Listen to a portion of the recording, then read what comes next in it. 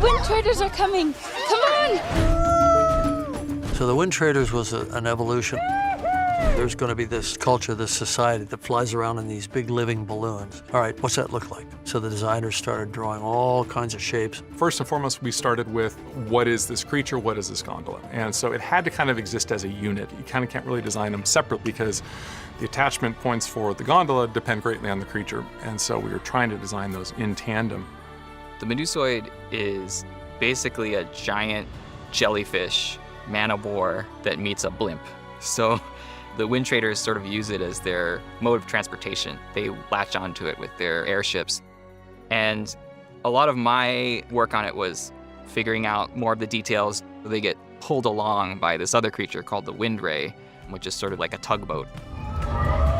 Sort of the navigator for the Medusoids. It's filled with gas, basically, so it sort of levitates. Even though it's the little beast that's towing the Medusoid, it is still a gigantic creature in its own right. I think it's, I don't know, 60, 70 feet long. It's kind of strange to conceive. It's a flying cuttlefish, and how do you make it feel like it's able to pull this giant ship and this blimp behind it in the form of the Medusoid? I wanted a kind of a tall ship metaphor. So we had to come up with an entire system that looked visually plausible, but yet was utterly Pandoran and something that the Na'vi could have created for themselves. The gondola went through many, many iterations.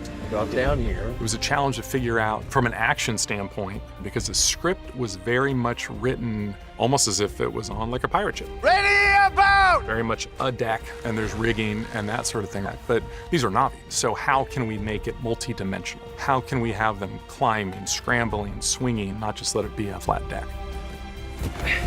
The decks are woven, the contours of the hull, they're all woven because they want to do it in a way where they're not cutting down trees and sawing them up to make lumber and hammer it together the way human beings would do. That would be an atrocity to kill a tree. But they're using plant fiber that the plant could dispose of. So there was a logic that went into the design. It was such an integrated design that had to serve so many functions. It's a vehicle, it's a set, it's a village at the same time, and it needed to exist both inside and out. We go above and below decks very fluidly.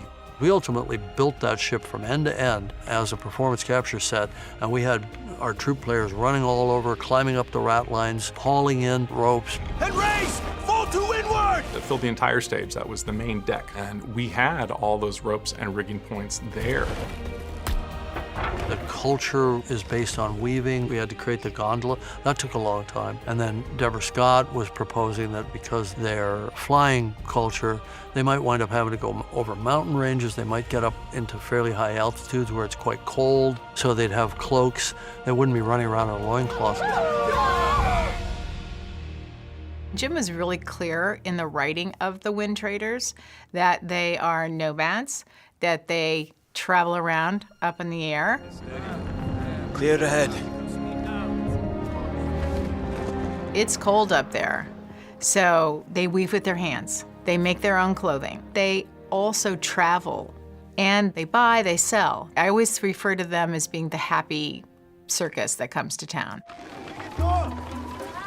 They're colorful. So I really deep dived into this jewel tone, intense colors, colors of the perhaps sky at night, in the morning. So it's the combination. They climb. They're very active, a very active population. Their hair design was mostly braids, but very close to the head because of the wind. Again, you're not gonna go all the way up there and have your hair blow in your face when you're trying to work. Very well. I meet you on this. I wanted to give the audience that feeling that I'm a kid going on an adventure. Come on. I'm joining the pirates. Cast off below! And so when you see that look on Spider's face when he's looking up, you're suddenly transported into an adventure. This is Big Arms, Big Tribe. Simon Franklin's task was to create that sense of majesty and excitement. We're leaving, people are doing things, we're casting off, we're setting sail. So I wanted a sense of energy that then turned into the majesty. He came up with a great theme for the Wind Traders. They have a 250-meter high ship that are these amazing things that fly. The scale of it is astonishing. I mean, it's Avatar, so what am I going to do? I'm going to write an enormous, huge theme. As Jim said, this is the last time we know that everything's okay. The sails come out, it's glorious, we're sailing off into the sunshine.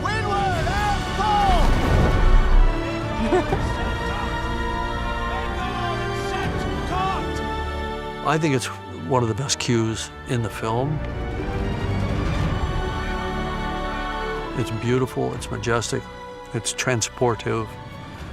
It's all the things you want in an Avatar theme.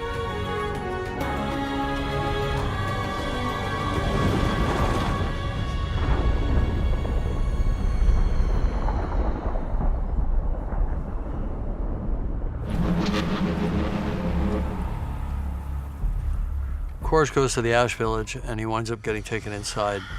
What are you doing, boss? And Varang is doing this little sort of magic trick with flames on her fingertips. I am the fire. Point is, flame wasn't there. There was no fire on Oona's fingertips. She had to create that in her mind. So she's in a capture suit. She's squatted down. She's moving in this very kind of serpentine way around the environment. She's taking bits of powders and throwing them in the fire. There's no fire. And there's flare up from the flash powder. Her movements are so precise that when we actually added the fire to the scene, it all worked perfectly. This is the only pure thing in this world. Oona's a very prepared actor. She's a very technical actor, but she also has the ability to set that technical rod of training aside and just let something come through her that's quite primal and quite dark. Coming in with so much energy and vibe, it took a lot of building myself up to be able to match the size of what Jim had envisioned. So it was really fun, it was really challenging. Stephen Lang, also a very prepared actor who builds upon a performance in an iterative way. When he finds something that I like or that he likes, he'll keep that and then he'll add to it and he'll go farther and farther. He and Oona really hit it off very quickly and they had a great rhythm. That's some strong shit. If you watch the way Varang moves, there's a sinuous quality to it that's very dangerous. She's like a coiled whip. No fear. Ow! One of the key pieces of the psychology of Varang is that she has really unhealthy power dynamics. And so that also expresses in her sexuality. It's very instinctual. Interesting thing is they're both so smart. He senses, I can use her. And she senses, I can use him. It's kind of a deal. But what you'll see is there's kind of emotion that becomes involved. She does not mind commanding the space. It was really empowering. You just have to commit.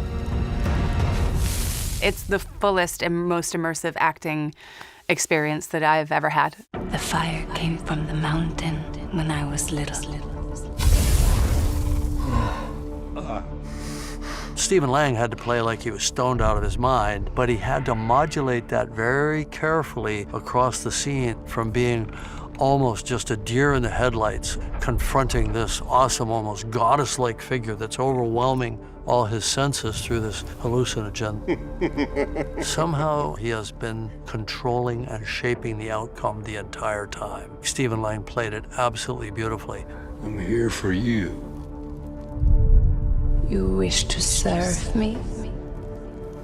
I don't serve anybody.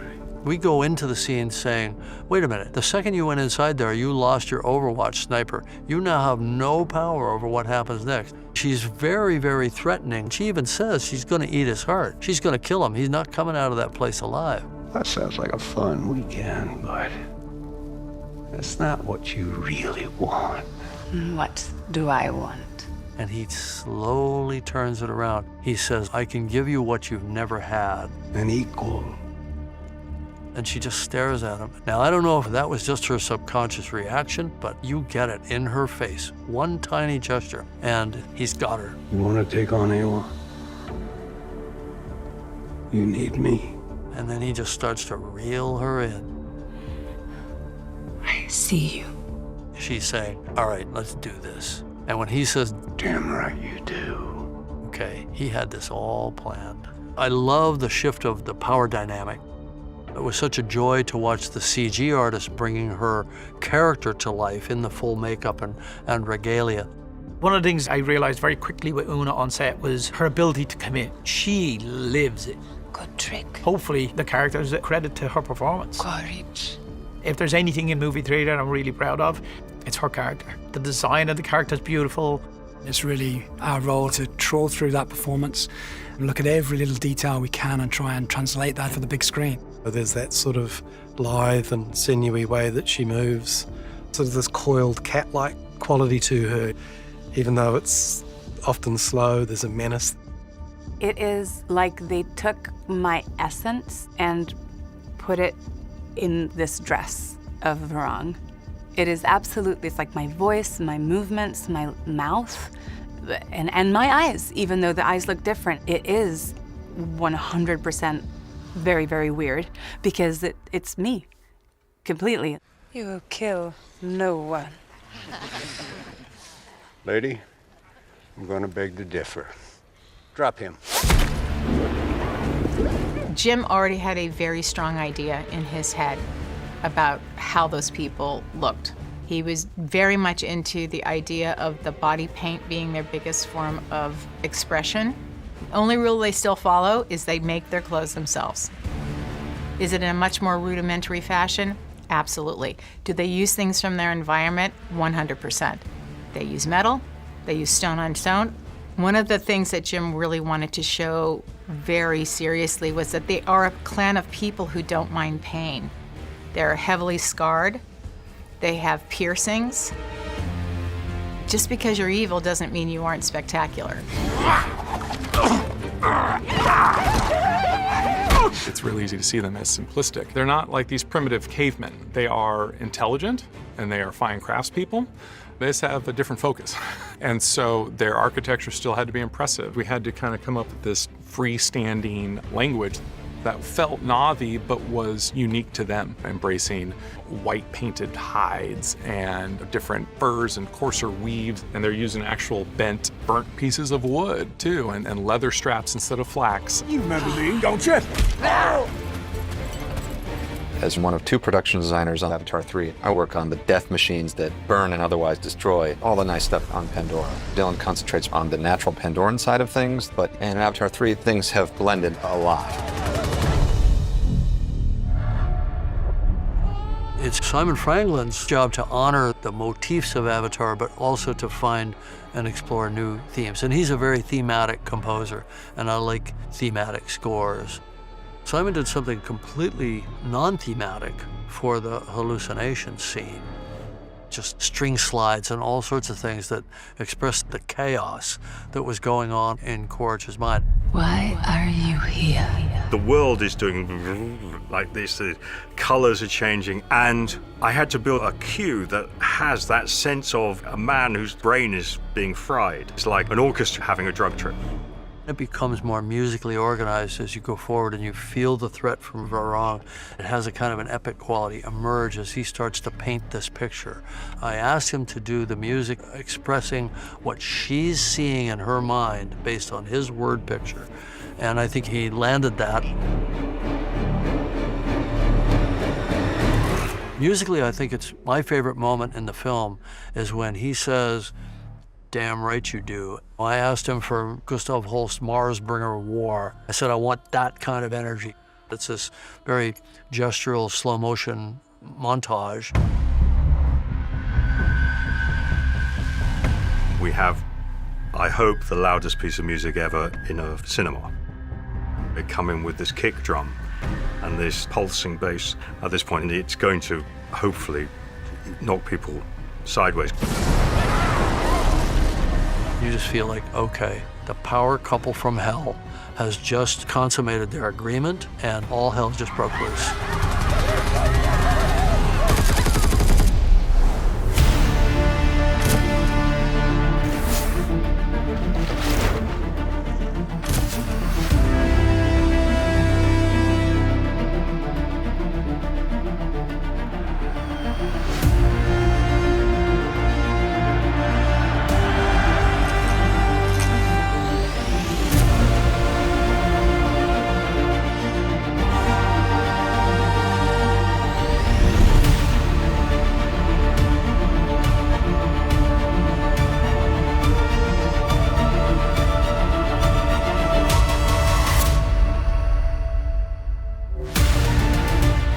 incredibly proud of this movie. It's overwhelming in a wonderful, visceral way.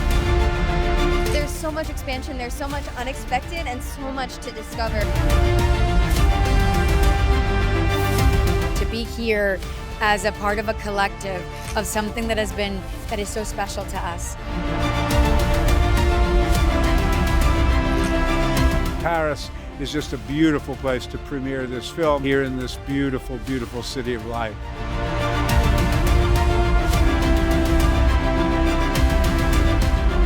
La Scène Musicale is not a theater, it's not a cinema. We had to make it into a cinema for this event. It's exciting because this was actually my idea. Now Disney may take credit for it, but it was my idea. I said, look, we've premiered in London twice. Why are we making all of Europe go to London when the French are the biggest film fans in the world? I don't know. Right? Come on, it's Maybe. true. And by the way, on a per capita basis, the Avatar films did better here than any other country in the world. Okay. Right? So it's like, go where they love you, makes it simple. How does it feel to be here in Paris? It always feels good. It feels like I'm coming home to my second home. And to be here as a part of a collective of something that is so special to us, but also France has treated with so much warmth, and so much support. It just feels great. France has always been a great supporter of these films, and the people of France, have embraced us. So I'm incredibly proud of this movie and the work that everybody's done, and we hope that this one connects just as much. It's so special. I have family here. My sister lives here. My niece was born, I think she was born here or in Italy. They lived in Italy for a little while, but they live here now, and my nephew's here, my cousin's here, my mom's here, my dad's here. They're here tonight? Yeah, they're here tonight. I got to invite my family. It's so special because they're all in Paris, and I have so many memories of this place. I was here as a little girl many times and growing up, and I love it here. So I'm just thrilled. I'm very emotional to be here tonight. I guess I just don't even know where to start. I cannot believe I'm in Paris, which has been a dream destination for me and also for my mom that since I was little, I always promised I really wanted to take her to. And so I can't believe I'm in Paris. And then she's here with me. I got to take her. Like my dream came true basically. And I get to be part of such an incredible story and be connected to such an incredible character. My character too can be part of an incredible Avatar family who these people inspire me every day. I just can't really mentally process what's happening around me right now, and it feels surreal. Oh, it's incredible. I remember when the first trailer came out for Way of Water, the first thing that kind of leaked out there was from a showing at a French movie theater, somebody doing like a fan cam in the theater of the trailer playing. So true reaction. Yes, and the French audience was very kind, and it was very fun for the crew to watch that after keeping everything so secret for so long. It feels very emotional. I don't really get nervous, and I was so nervous. Why? I think because it feels so special. I'm also wearing like a really pretty dress, and like that I've never worn something like this before. I'm a woman, I'm not a girl anymore. And I'm like, okay, we're doing it. So it's just more emotional, one of the fashion capitals of the world. And it's just one of the biggest stages. Paris is so iconic, so to be able to be here, I couldn't even afford a plane ticket overseas growing up. So I'm just overwhelmed with gratitude. Oh, I love being in Paris. I used to work here a lot when I was younger as a musician. I've worked with many French artists and French directors, so I feel very at home here. It's an astonishingly great venue, so I'm very, very excited by today. It's so exciting. We've all been looking forward to coming to Paris at this time of year and seeing Paris all lit up, and then to come here and see the whole, whatever it is, all lit up. We're on the water, but there's fire all around us. It's great to have a studio support a film so completely, and we're so proud of the film. And the film was a lot of hard work. And I'm so amazed by how it's turned out, because it's overwhelming in a wonderful, visceral way. You really feel like you're on another planet, and you get to do all these things you can't do as a human being. And I love the story, and I think the story reflects that he's a father, Jim Cameron, and he gives the kids a lot to do. And I think you really see kids coming, kind of growing up, and coming into their own. And there's a lot of entertainment, but I feel like there's a lot of learning, and it really is. It's so melded well together. Yeah, it's a great thrill to be able to continue to deepen the character and explore the character. I think it would be, if we were merely repeating, the antagonism between Quaritch and Sully, I think things might tend to get old pretty quick, But there's a lot that's going on with him. He's being confronted with all kinds of emotions that he's never really had to confront before. Situations that are not in his control. He's a character who's always thrived on kind of clarity and order, and what's missing from his life right now is clarity and order. I think that seeing the characters come to life was pretty incredible. There were some huge performances that we had to match, and we had some great reference to be able to do that too, and so being able to see that come to life and see all the great detail was pretty special. For me, it was seeing Varang come to life. Getting Oona's performance and seeing her come to life and seeing her like the dancing around the fire or in the Marui interacting with Quaritch. Yeah, her body language is so different from everything. She's the same creature underneath, but she's such a different character. She just sways onto screen and you can't help but watch her. But I think in some ways the way we see Quaritch in this film is very different because of Varang. So he's a really interesting. He's always been an interesting character, but we see further dimensions to him, and we see a sparkle in his eye, and that's pretty wonderful. And you see something that I think initially she's a means to an end, but she's more than that, right? So you see something in him that you haven't seen before, which is great. It's a movie that has to be seen on a big screen, in 3D, especially in 3D. Yeah. Jim makes movies for 3D, and they're easy to watch in 3D, and there's no other way to see it. Yeah, and I mean it's gorgeous. It is. It's quite startling at times. It's such a beautifully epic thing visually. We expect to see Jake and Neytiri. We expect to and they're fantastic. Sam and Zoe take it all to a whole new level. If you love those characters, it's going to be quite heartbreaking. If you love the new generation, the kids, Locke and Neytiri and Kiri, Sigourney Weaver's character, they all have much more to do dramatically in this film. And what I'm hearing back, I don't know how you feel about this, I'm hearing back that people think of it as the best of the three so far and the most emotional so far. Okay, that's music to my ears, right? I wasn't looking forward to shooting the scenes that Sam and I had to shoot on behalf, for Jake and Neytiri as a family. They're met with unimaginable and devastating loss, and they have to find a way to pick up their pieces and still continue to be a family and continue to provide for their children, and that was difficult. Well, I mean, Neytiri feels life, processes everything through her body, through her senses, and Jake is a jarhead, so he thinks he has to. That's his job, to think and always think a step ahead. That's why they're such a beautiful couple. But when presented with a challenge of losing a child, they're going to handle things very differently. And once again, try to find a common ground and learn and rise, not only for themselves but also rise for their family and rise and inherently for the not V people.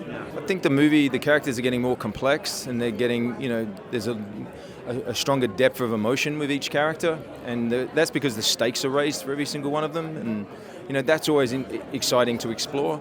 And with Jake, he's gone from being, shall I be a human or an alien, to the second movie, shall I be a warrior or shall I be a father, and now it's like, does he cling to the past or does he embrace his destiny? The promise of the Avatar films is all about being transported to another land. I mean, we know, talking to our fans, that element of escapism is such an important part of the experience. And I do really think you experience the Avatar films. You don't just see them. You don't just passively watch them. You feel like you've actually gone there and walked to those beautiful environments and seen those creatures, and you've really had an experience by the time you get to the end of this film. And you only can do that, really, when it's on the big screen, preferably in 3D, and it just creates that immersive, transportive feeling that I know our fans really, really want. This one needed a change direction. We've had, the first one was about discovery and Jake and Neytiri. The second one was about the family. And this one is about how we process loss, but also we meet the new, we meet the ash, we meet the wind traders. So that gave me a whole new palette of colors to play with. And I think that was, Jim wanted me to go somewhere new with this, and I think hopefully we succeeded. She's very spicy, right? Yeah, but she's also a hurt little girl in her heart, and so it was a real honor to be given somebody so complex to embody for a year and a half, and I got to do really cool physical stuff, like the training and getting into her body and learning how to move like her, learning how to lead people, how to have that confidence in myself, how to say go and then just expect people to go. It was very empowering for me, but then also the emotional part of really wanting to honor somebody that has suffered so much trauma and that has not had the opportunity to heal it yet, and so it was a beautiful journey. I think Jim is such an amazing director because he really takes time with his projects, and we don't get to see James Cameron films so often, and we haven't had a fully action-packed one in a while, and this one really brings the heat, no pun intended. And I'm really excited for people to see how Soraya blossoms. We saw her welcome the Sully family, and now she's experienced so much destruction. She has to realize that now she has so much more to fight for, and that's going to take standing up for people and making some other people upset. Well, she's grown a lot in this film. I mean, she went through a heck of a lot in the way of water, to say the least. And she's going to go through a lot. She's going to go through a lot in this one, maybe even more. And I think she's not only grown a lot, but she has a lot more growth to go through. And so through that, I mean, there's a lot of action in this film. And that was really fun to do as an actor and juicy material, but it's not fun for Took. And she's just on the run, trying to keep the family motto in her head when it feels like everything is splitting the family motto apart, and still she finds the positivity and the light at the end of the tunnel. I have a lot. I don't think it's too much of a spoiler to say when Quaritch first journeys out to the Ash Village. In the sequence that ensues, I don't think that's something people are expecting. So top three would be that, the whole third act battle, and then just little moments, little two-hander scenes of Jake and Neytiri, having a marital argument that are so engaging. What a perfect place for us to be with our, Avatar. The saga has found traction with fans all over the world, and certainly we have a base in Europe that's very, very strong, and it seems to me that Paris is just a beautiful place to premiere this film with our Parisian friends and fans here in this beautiful, beautiful city of light. It's a movie for families. It's a movie where you're going to connect with your parents, and you're also going to connect with your kids, and you're also going to remember, okay, we're all fighting right now because we haven't seen each other in a year and we're driving each other crazy, but we love each other. This is a family. We see the Sully family be able to heal after grief. And in healing through grief, I think that's really when families bond, and I think we're really going to remember how lucky we are to have each other on this planet. I mean, this movie, it expands the world, not just Pandora itself, but these characters, setups that we've gotten in the first couple movies. So there's so much expansion, there's so much unexpected, and so much to discover, and I think that's one of the most exciting things about it. I think audiences will walk out with their imagination just ignited and their thoughts provoked, and have just a really fun time with this story. I am the fire!